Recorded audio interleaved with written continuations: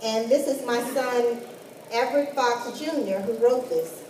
He said, I had the distinct honor of interviewing my grandfather, Walter Young, who now lives in Caroline County, where he's lived all his life. He was born June 28, 1931, in Caroline County. His parents were Smith Obed Young and Marion Hale Young. Walter lived with his 10 siblings, and they lived on a farm, and he said they grew cucumbers, tomatoes, and Walter, along with his brothers and sisters, picked the food that they grew when they were young.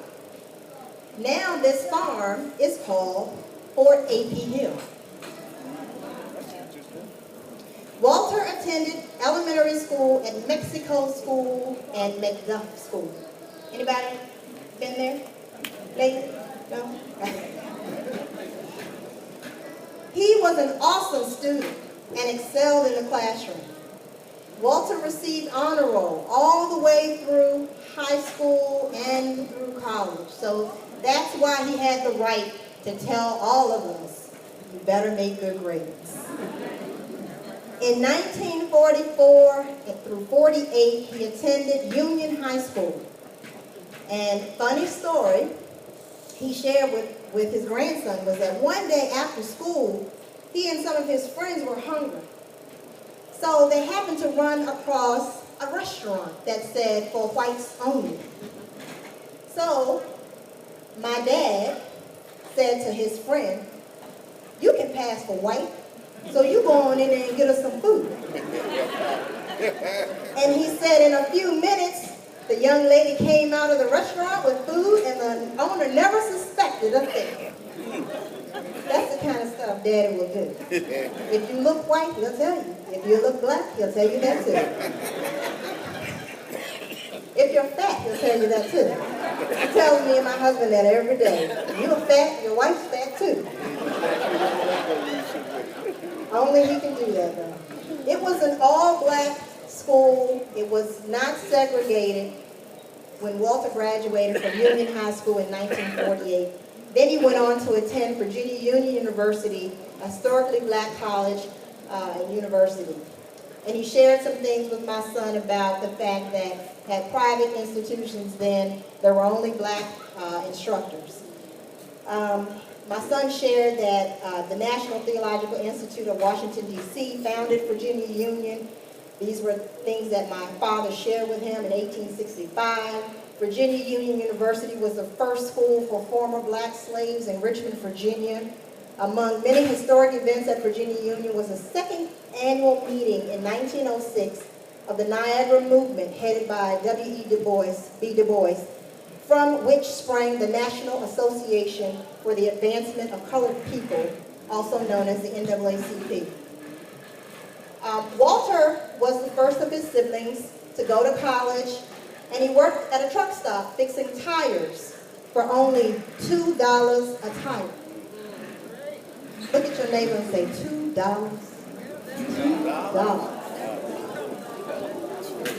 That's why we should be grateful. $2 a tire. At that time, Virginia Union University's tuition per semester was $150. And Walter had only enough money for 2 years, so he had to leave school for 2 years, save money, working, changing tires, which he's told me this story when I didn't want to go get a job. So he said I had to change tires. So I didn't have to change tires, thank God. But during this time, he had to ride the bus to school, to and from school every day because he didn't live on campus. So he commuted and then had to work and change tires.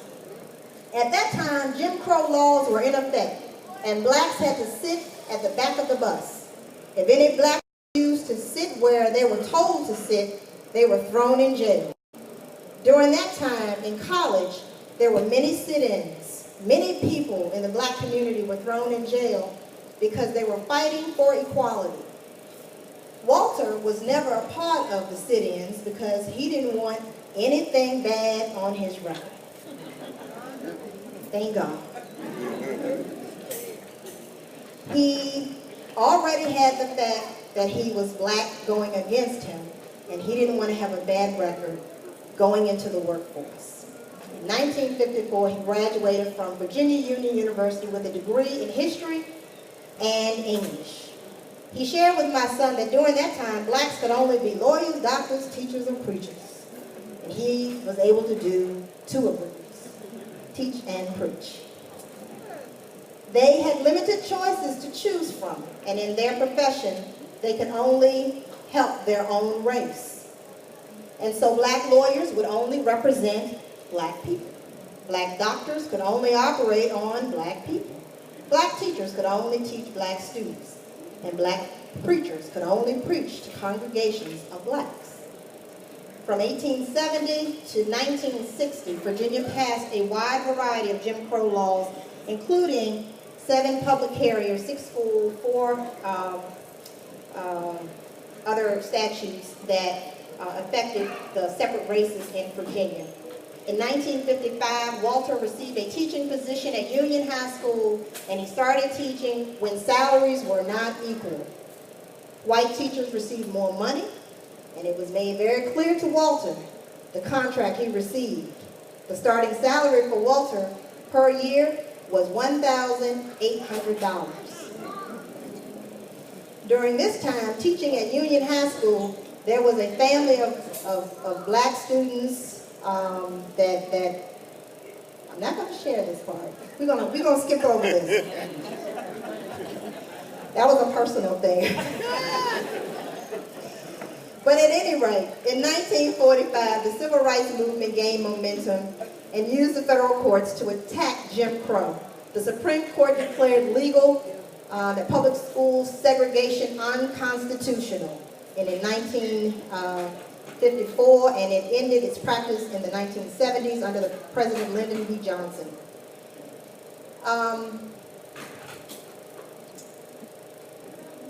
During the summer when school was closed, Walter went to work in Atlantic City, New Jersey as a bellboy and waiter.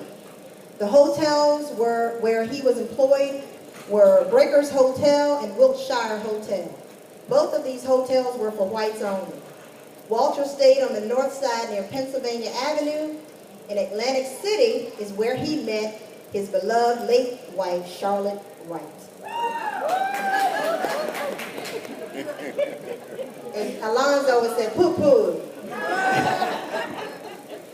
It's where he met her. And she was also working in the summer in Atlantic City to save money because she was also attending Virginia Union University. And he goes on to tell some romantic stories. We'll skip those. But y'all know the story. They got married, they had me, they lived happily ever after. Amen. So in 1969, 3 important events happened in his life. He became an assistant principal at Ladysmith High School. He was also in charge of disciplinary actions there. And so one of the things that I always share with people, and I don't know how many of y'all know Little Pittman Rock, but every time my dad gets sick, he tells a story about suspending Pittman Rock from school. So he was in charge of discipline, and he suspended Little Pittman. And he tells that story like it happened yesterday. And I hope that Little Pittman knows that my dad has convinced himself he was justified in doing what he did. He became a member of St. John Baptist Church in 1966. He was a very active member of the church. He was appointed treasurer in 1970. church trustee in 1972. He became a deacon also. And in 1999, after getting his Master's of Divinity, he became interim pastor at the first church, I believe, was Long Branch in Carolina. And then he was interim at Ebenezer Church in Charlesburg, Ebenezer Supply, Union Baptist Church in Beaver Dam, and the First Baptist Church of Love. And that is Walter T. Young.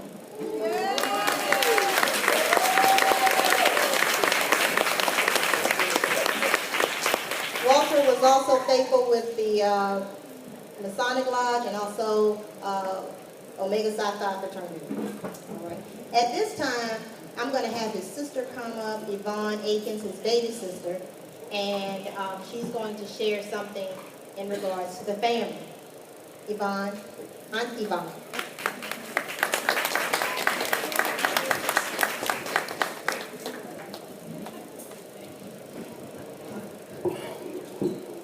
Good afternoon.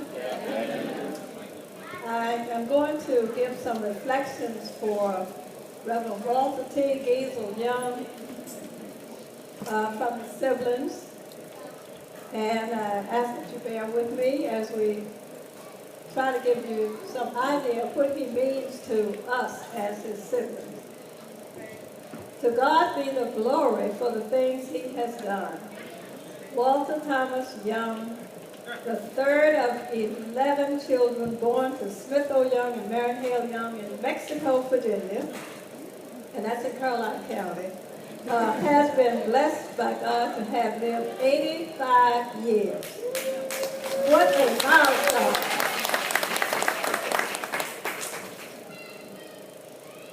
God planned his life long ago and made his life of 85 years happen.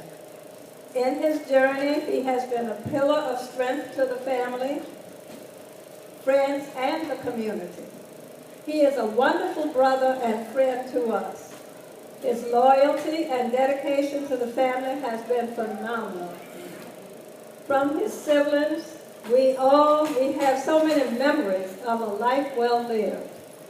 Some of us witnessed how he gave his life to the Lord, was baptized, joined the Ebenezer Baptist Church in Supply, Virginia, and later transferred his membership to the St. John Baptist Church in Milford. We also have recollections of how he, after graduating from high school, became a pioneer among his siblings, the first of us to go to college. He worked hard to send himself through school. It took a while to complete his education, but he persevered. Walter also provided resources for some of his siblings to go to college. That was a blessing. He received a BA degree in History and English, taught History and English at Union High School, served as an assistant principal as well as a principal in the Caroline County school system. Received a master's degree in administration and a master's degree in theology from the Samuel D. Wick Proctor School of Theology at Virginia Union University. In addition to these accomplishments, he also served on the school board, Board of Supervisors in Caroline County. He also served the community as an interim pastor at various churches in the county. Walter was also a family man who gave of himself to his wife, his daughter, his grandchildren, mother, father, siblings, and extended family. As we grew up together, there were great times as well as some challenging times. Through all of the times, we learned to love, respect, support, and care for one another. Walter has been an inspiration to us all. As siblings, we all have memories of how he helped some of us financially, gave some of us rides wherever we needed to go without charging us for it. And he was also generous in lending us his car when we needed to use it. Additionally, he provided employee opportunities to many members of the family at the community grocery store at Carmel Church, which he and the late Deacon Lorenzo Boston had owned. From your siblings, we want you to know you mean so much to us, Walter.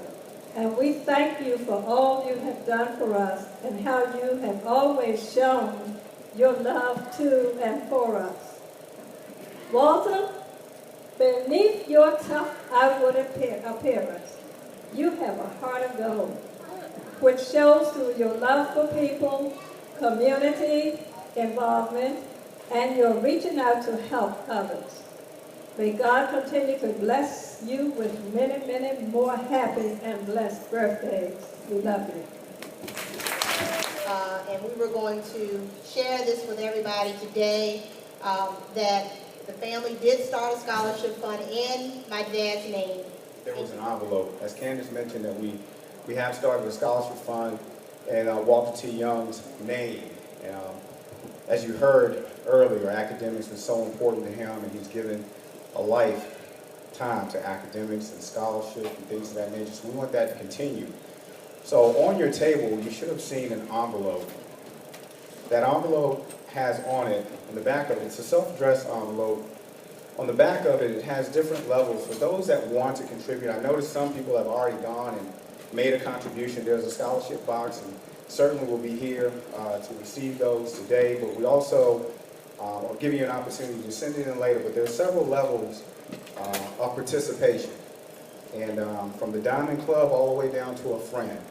If you know anything about W.T. Young, this is very important to him. So we'd like to award scholarships on an annual basis in the name of W.T. Young. So that's all I had to say. There is a vision behind this, and I'd like to ask my brother Juan Young to step up, because there's a vision behind it. I'd like him to share the vision behind the scholarship. Good evening. Good evening. Y'all having a good time? Yeah. Good food? Yeah. All right. I'm not going to preach today. Got a bunch of them in here. Derwood was Gisel's oldest brother's twin son. Derwood and I were sitting around and just talking about family history and various things, and we came up with the